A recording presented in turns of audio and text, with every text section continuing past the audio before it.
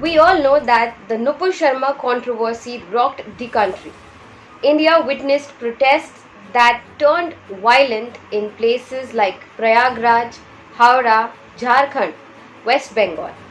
Not only this, but it was the first time that because of a spokesperson of a political party, there were demands to boycott Indian products in Gulf countries. Even after so much happening across the country and out of the country, the action taken by the BJP and Narendra Modi led government was just to suspend Nupur Sharma from the party. Apart from that, not a single question was asked to the lady. In fact, she just disappeared after the incident. Well, I'm discussing this controversy because on Tuesday, Mohammed Zubair, the co-founder of fact-checking website altnews, was arrested over a 218 tweet weeks after he called out BJP leader Nupur Sharma's incendiary remark on Prophet Muhammad. According to Delhi Police's FIR, the tweet by Mohammed Zubair was highly provocative and more than sufficient to incite feelings of hatred among people. In the tweet, Zubair shared a clip from legendary filmmaker Rishikesh Mukherjee's 1983 classic Kisi Se Na Kehna. The image shows a hotel board that reads Hanuman Hotel in Hindi. Paint remarks suggest that it was earlier called Honeymoon Hotel and the honeymoon was changed to Hanuman. In his tweet, Zubair had written, "Before 2014, Honeymoon Hotel. After 2014, Hanuman Hotel." Zubair was charged with hurting religious sentiments and promoting enmity and was sent to police custody for a day. The FIR was lodged on a complaint by Delhi Police Sub-Inspector Arun Kumar. The policeman said that he was monitoring social media when he came across a tweet from a handle named Hanuman Bhakt. Objecting to Mr. Zubair's tweet, now it is to be noted here that even if the tweet may have anything to do with religious sentiments, it had not created any protest or any controversy if we compare this thing to Nupur Sharma's remark. Zubair is the co-founder of fact-checking website altnews and has been continuously debunking fake news. He was booked in May this year for calling out Yati Narsinghanand, Mahant Bajrang Muni and Anand Swarup hate mongers after their provocative public speeches. In fact, it was Zubair who first flagged the remark by Nupur Sharma during a TV debate.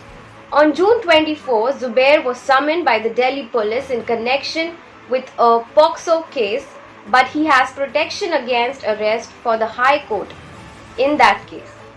Right now, he has been arrested by the Delhi Police's Intelligence Fusion and Strategic Operations Special Cell Station and booked under Section 153, which is want only giving provocation with intent to cause a riot, and Section 295A, deliberate and malicious act intended to outrage religious feelings of any class by insulting its religion or religious belief of the IPC. altnews co-founder Pratik Sinha tweeted that Zubair was called to Delhi for questioning in a different case from 2020, in which the court has given him protection from arrest. But he was arrested in this new case instead without any prior notice. He also said that no FIR copy is being given to them despite repeated requests. The arrest has triggered massive outrage with the opposition targeting Delhi police, which reports to the Amit Shah-led Union Home Ministry. People who condemned the act, Trinamool MP Mahua Moitra said Delhi police was bending over backwards to please Sahibs, and drew a parallel with suspended BJP spokesperson Nupur Sharma, whose remarks on Prophet Muhammad had provoked protests and condemnation from several Gulf countries. Also, Congress leader Rahul Gandhi tweeted, "Arresting one voice of truth will only give rise to 1,000 more." Congress leader Shashi Tharoor tweeted that altnews provides a vital service and termed Zubair's arrest an assault on truth. In a country where action against people behind making religious comments, triggering protests countrywide, or teasing or raping women takes months and years despite having enough proofs. In the same country, all of a sudden, a tweet posted in back 2020 with a picture from a 1993 movie makes the Delhi police directly arrest the person.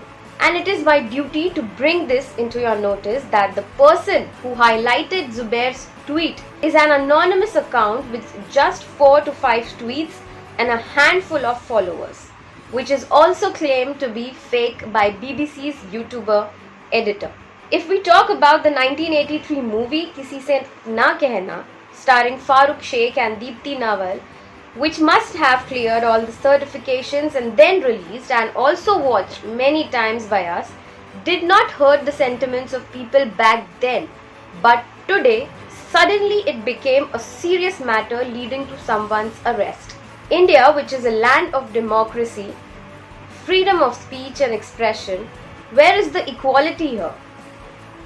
altnews, a fact-checker platform which brings you the truth behind any viral video or message, is in target of Amit Shah's Delhi police. There are a number of news channels and anchors that are time and again seen spreading fake news and triggering hateful debates on their channels every alternate day. But no action is taken against such people who are watched and heard worldwide. Here I would like to point out the commitments made by Prime Minister Narendra Modi in the G7 meeting in Germany.